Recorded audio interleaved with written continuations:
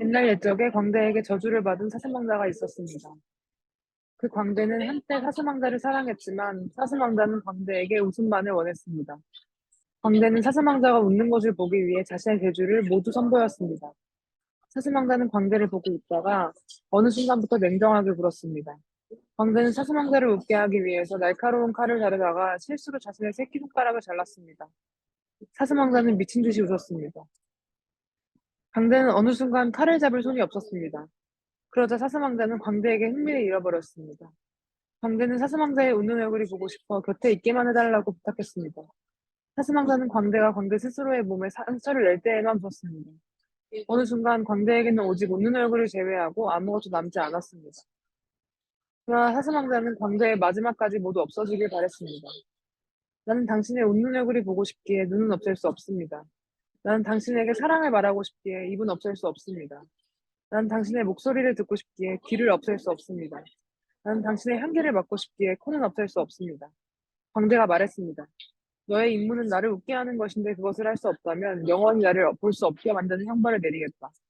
사슴왕자가 대답했습니다. 광대는 검은 장미가 피어있는 차가운 들판으로 쫓겨났습니다.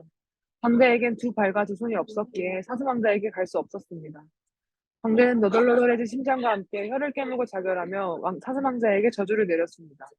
당신의 사랑이 꼭 나와 같기를. 그건 정말 이상한 일이었습니다. 광대의 저주로 인해 사슴왕자는 유리심장을 갖게 된 것입니다. 사슴왕자가 누군가를 사랑하려 할 때마다 그의 유리심장이 부서졌습니다. 모두가 왕자의 모습을 보고 놀라 그를 떠나갔습니다. 그건 정말 고통스러웠습니다. 자신이 사랑하는 것들이 떠나는 모습에 그는 더욱더 심장이 부서졌습니다. 그래서 왕자는 붉은 피눈물을 흘리며 깨진 심장이 든 가슴을 부여잡았습니다. 어느 날 사슴왕자는 유령을 만났습니다. 유령은 친절하고 온화했습니다. 사슴왕자는 그것과 사랑에 빠졌습니다. 그러나 사슴왕자가 유령에게 사랑을 표현하려 하자 그의 유리심장은 산산이 부서졌고 사슴왕자는 붉은 피눈물을 흘렸습니다. 그렇지만 유령은 도망치지 않았습니다.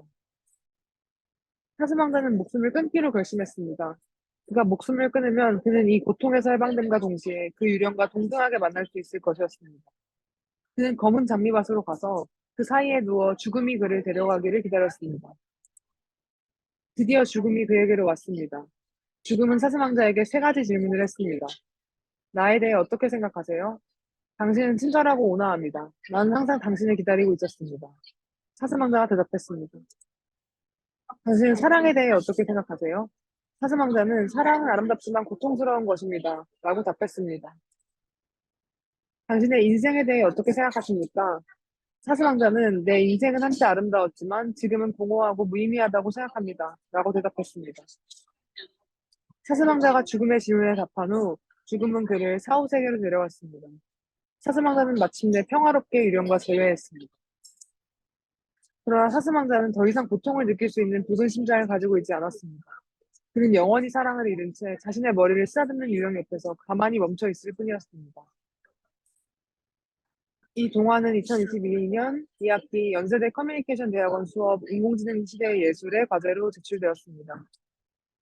거대 언어 모델 GPT-3와 텍스트 투 이미지 달리를 기계 협력자로 두었으며 인간 협력자는 이지훈입니다. 본 작업엔 대략 2시간 30분 소요되었습니다.